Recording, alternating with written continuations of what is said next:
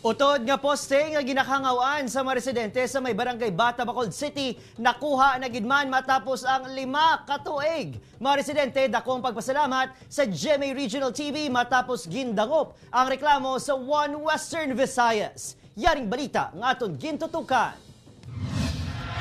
5 ka tuig nga ginagunto sa mga residente sa Proxomil 2, Barangay Bata ang kahangawa nga dala sa ini nga poste nga napabayaan nga nagakabit sa tungas ng spaghetti wires. Tiyon magulan kag mabaskog nga hangin, nagaduyan-duyan ang poste nga delikado sa mga nagalabay. Gindangop sa One Western Visayas sa reklamo sa Central Negros Electric Cooperative. Ilagin ako nga ilang poste apang wala gilayon nakuha bangon may nagaangot nga wires ang telecom kay cable.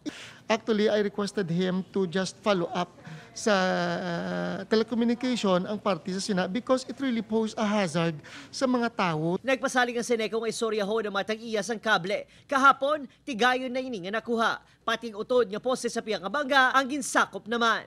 Si Nanay Violeta, emosyonal bangod na hawasan sa madako nga palaligban. At nalipay ko ikay nakuha na da.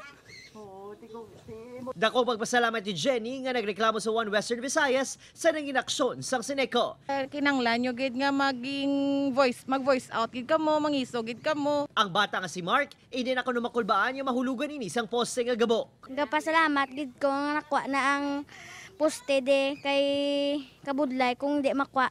Mga puso, sa inyo mga problema, reklamo kag issue, ipa One Western Visayas mo. Ipadangat pagi sa One Western Visayas Hotline, 0967-3251-305 o kung magtawag sa numero 329-2110 kag 434-6528. Pwede man magbilin sa mensahe sa One Western Visayas Facebook page. Upod Kirinod Casillo, Adrian Prietos, One Western Visayas.